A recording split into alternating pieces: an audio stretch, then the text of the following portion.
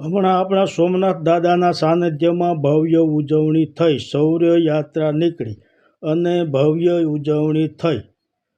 આ સોમનાથ મંદિર દુશ્મનોએ 18 વાર તોડેલું અને છતાં ઊભું થયું એવું આપણે કહીએ છીએ. પણ આ સોમનાથ મંદિર 18 વાર તોડી પડાયું. તેમાં રાજા ભીમદેવે 2 વાર તે મંદિરનો જીર્ણોદ્ધાર કરેલો, તે મંદિર બંધાવી આપેલું. અને આ છેલ્લી વખત જ્યારે મંદિર તૂટ્યું ત્યારે હમીરજી ગોહિલે પોતાનું માથું આપી દીધું. આ સોમનાથ દાદા માટે પોતાનું માથું આપી દીધું.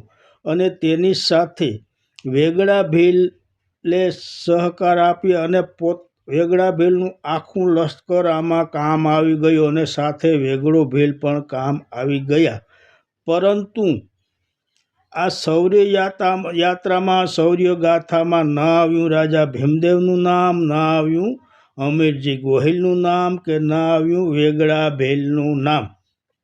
બીજા બધા નામો આવ્યા, કોણે મંદિરમાં શું આપ્યું એ બધા આપ્યા, પણ જે આ મંદિર માટે જેણે બલિદાન આપ્યું, મંદિર જેણે 2 વાર બંધાવી આપ્યું, તેનું નામ કેમ નહીં?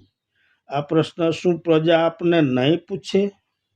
શું પ્રજાના મનમાં આ પ્રશ્ન નહીં ગુંજતો હોય કે રાજા ભીમદેવે 2 વાર મંદિર બંધાવેલ આપેલું, તેનું એકવાર તો સન્માન કરવું જોઈએ, હમીરજી ગોહિલનું એકવાર સન્માન કરવું જોઈએ, વેગડા ભીલનું એકવાર સન્માન કરવું જોઈએ?